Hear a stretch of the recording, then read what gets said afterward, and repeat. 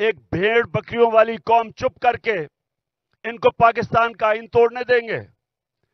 کسی غلط فہمی میں نہ رہیں. ساری قوم کا فیصلہ ہے کہ وہ پاکستان کے آئین کے ساتھ کھڑے ہیں. اور چیف جسٹس کے اوپر جس طرح کا پریشر ڈالا جا رہا ہے، جس طرح اس کے خلاف پروپیگنڈا کر رہا ہے یہ مافیا، جو ججز کے خلاف پروپیگنڈا کر رہا ہے، میں آج یہ مافیا کو بتانا چاہتا ہوں کہ ساری قوم اس ملک کے آئین اور اس ملک کے ججز کے ساتھ کھڑی ہے، جو آئین کے ساتھ کھڑے ہیں. اور میں آج اناؤنس کر رہا ہوں کہ انشاءاللہ اگلے ہفتے سے میں جلسے کروں گا، شروع کروں گا ادھر سے، اور 14 مئی تک اٹک تک جلسے کروں گا. میں پبلک میں نکلوں گا، عوام کو تیار کروں گا، اور عوام کو تیار کروں گا کہ ہم کسی صورت یہ جو 2 کیئر ٹیکر پنجاب میں گورنمنٹ اور پختونخوا میں جن کا مدت ختم ہو چکی ہے، ان کی کوئی قانونی حیثیت نہیں ہے، ان کا جواز آج بالکل غیر قانونی ہے. تو ہم ڈیمانڈ کریں گے کہ ہمیں الیکشن دیے جائیں. پنجاب کا الیکشن اناؤنس ہو چکا ہے، اس کی کیمپین شروع کر رہا ہوں. پختونخوا کے لیے ہم ہائی کورٹ میں، ہم سپریم کورٹ پہ جائیں گے. وہاں کے لوگوں کے لیے بھی الیکشن چاہتے ہیں، کیونکہ 70% پاکستان میں عوام کی کوئی نمائندگی نہیں ہے.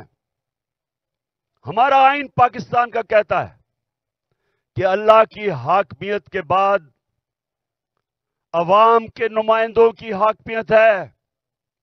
نہ اس وقت پختونخوا میں ہے اور نہ پنجاب میں ہے. اور میں آج ایک اور بات کہنا چاہتا ہوں کہ اگر یہ حکومت چلتی گئی، انہوں نے ملک کا دیوالیہ نکال دیا ہے، ملک کی تاریخ کی سب سے زیادہ مہنگائی کی ہے. آج 3 گنا مہنگائی ہے. جب جنرل باجوہ نے ہماری سازش کے تحت گورنمنٹ گرائی تھی، 1 سال میں 3 گنا مہنگائی ہے پاکستان میں. آج سن لو ذرا سارے پاکستانیوں، آپ کے بینک میں 1 سال پہلے جو 100 روپیہ تھا، آج وہ اس کی صرف خریدار کی قوت 62 روپیہ رہ گئی ہے.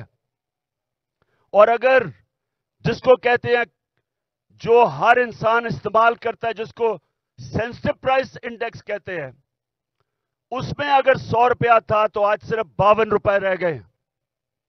یعنی کہ تقریباً آدھا پیسہ ہو گیا آپ کا 1 سال کے اندر، جب سے یہ امپورٹڈ کرپٹ لوگوں کی حکومت آئی ہے، این آر او والی حکومت آئی ہے. تو جب انہوں نے ملک کا دیوالیہ نکال دیا، تاریخی قرضے لے لیے، مہنگائی میں لوگ ڈوب رہے ہیں، فیکٹریاں، انڈسٹری بند ہو رہی ہے، بے روزگاری بڑھ رہی ہے، اور اس کے علاوہ دنیا میں پاکستان ذلیل ہو رہا ہے. جو بلاول بھٹو ہندوستان گیا ہے، جس طرح کا وہاں رویہ ہندوستان کے فارن منسٹر کا تھا، یہ ہم سب کے لیے شرمندگی کا باعث ہے. سوال یہ پوچھتے ہیں کہ ساری دنیا کے چکر لگا رہے ہو بلاول بھٹو، پہلے بتاؤ جانے سے پہلے آپ یہ کسی سے پوچھتے ہیں کہ جب آپ ایک ملک کا پیسہ خرچ کر رہے ہیں، ڈالر خرچ کر رہے ہیں ٹرپس پہ، تو اس کا فائدہ اور نقصان کیا ہوگا؟ کیا فائدہ ہوا آپ کو ہندوستان میں جا کے، جس طرح کا اس نے زبان استعمال کی ہے؟ اور میں آج ہندوستان کے فارن منسٹر کو بھی کہنا چاہتا ہوں کہ کیا آپ میں کوئی تہذیب نہیں؟ کیا آپ میں کوئی ایٹیکیٹ نہیں کہ ہمارے آپ کے ملک میں ایک مہمان آتا ہے، یا تو اس کو بلائیں نا، لیکن بلا کے اس طرح ذلیل کرنا یہ ہندوستان پہ ریفلیکٹ کر رہا ہے. یہ آپ کا جو تکبر ہے، میں نے یہ جو تکبر آپ پہ دیکھ رہا ہوں، یہ یاد رکھے کہ اللہ کا قانون ہے کہ جو طاقتور ہے وہ ہمیشہ طاقتور نہیں رہتا، اور جو کمزور ہے وہ کمزور بھی ہر وقت نہیں رہتا. انشاءاللہ ہمارا ملک اٹھے گا اور قانون کی حکمرانی کے اوپر ہم کھڑا کریں گے، رول آف لا پہ اس قوم کو کھڑا کریں گے اور انشاءاللہ ایک عظیم ملک بنائیں گے. لیکن اس سے پہلے ملک میں الیکشن کی ضرورت ہے. اس ملک میں الیکشن ہو، عوام کے نمائندے اوپر آئیں. یہ جو گھس بیٹھی ہے سازش کے تحت، پیسے چوری کے پیسے سے لوگوں کو خرید کے، اور یہ جو اوپر آ کے بیٹھے ہیں، یہ جب تک ہے ملک نیچے جاتا رہے گا. یہ جو جنرل باجوہ نے تحفہ دیا ملک کو، جو اس ملک کو تباہی، جو جنرل باجوہ نے ملک سے کیا ہے، کوئی دشمن بھی نہیں کر سکتا تھا. کوئی دشمن ایک سال میں پاکستان کو وہ نقصان نہیں پہنچا سکتا تھا جو جنرل باجوہ پہنچا کے گیا. اور یہ جو شہباز شریف ہے، میں سے سوال پوچھتا ہوں کہ تم برطانیہ کیا کر رہے ہو؟ تم جو برطانیہ چلے گئے ہو، آپ کے پاس ٹائم اتنا زیادہ ہے کہ آپ کو پتا نہیں کہ یہاں 2 دن پہلے 6 ہمارے فوجی شہید ہوئے. 7 پارا چنار میں ٹیچر کو انہوں نے گولیاں ماری.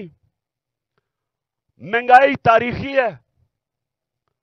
ان حالات کے اندر تم کیسے ملک چھوڑ کے وہاں چلے گئے؟ کیونکہ پیسہ تمہارا باہر پڑا ہے، بھائی تمہارا مفرور باہر بیٹھا ہوا ہے، بزنسز آپ کی باہر ہیں، بچے آپ کے باہر ہیں. آپ کی بزنسز، بچے، آپ کے علاج، سب کچھ ملک سے باہر ہے. تو ملک صرف پیسہ بنانے کے لیے آتے ہیں. اس لیے میں سارے پاکستانیوں کو آج کہہ رہا ہوں کہ دیکھیں، اب جو آج پاکستان میں حالات ہیں، یہ سمجھ جائیں کہ قوم کا وقت آ گیا ہے کہ باہر نکلنے کا. میں نکل رہا ہوں، جان کو خطرہ ہے. 2 دفعہ میرے اوپر قاتلانہ حملے مارنے کی کوشش کی گئی. میں نام لیتا ہوں، دونوں دفعہ ان کے پیچھے جنرل فیصل نصیر تھا. مجھے بھی اس نے مارنے کی کوشش کی، اور یہ پیچھے تھا جو تشدد ہوا اعظم سواتی پہ، اس کے پیچھے بھی یہی تھا. ارشد شریف کے قتل کے پیچھے بھی یہی تھا. اور مجھے نہیں سمجھ آ رہی کہ ایک بلاول بھٹو کے کہنے پہ جنرل باجوہ نے کراچی کے اندر ایک سیکٹر انچارج ISI کا تبدیل کر دیا. ہم یہاں 1 سال 8 مہینے سے اس آدمی کا ظلم سہ رہے ہیں. کیوں نہیں اوپر خبر جا رہی کہ جناب یہ ملک کو نقصان پہنچ رہا ہے، یہ جو حرکتیں کر رہا ہے یہ کوئی آدمی نہیں کر سکتا جو اس ملک سے پیار کرتا ہے. ہمیں ایسے کیا جا رہا ہے جس طرح ہم کوئی دشمن ہے. تو میں آج کہہ رہا ہوں کہ یہ آگے کچھ ہوا، میں نکلنے لگا ہوں. میں جلسے کروں گا اگلے ہفتے سے 14 مئی تک میں جلسے کروں گا. کچھ مجھے ہوا، ساری قوم کو کہہ رہا ہوں کہ جنرل فیصل نصیر کا نام یاد رکھ لو، یہ ذمہ دار ہوگا. اور میری قوم، جس طرح آج آپ سارے نکلے ہیں گاؤں میں، محلوں میں، جس طرح اپنے اپنے آئین کے ساتھ کھڑے ہوئے ہیں، اور جو چیف جسٹس آئین کے ساتھ کھڑا ہے جس طرح اس کے ساتھ کھڑے ہوئے ہیں، میں آج آپ کو سلام پیش کرتا ہوں. آپ ایک زندہ قوم بن گئے ہیں.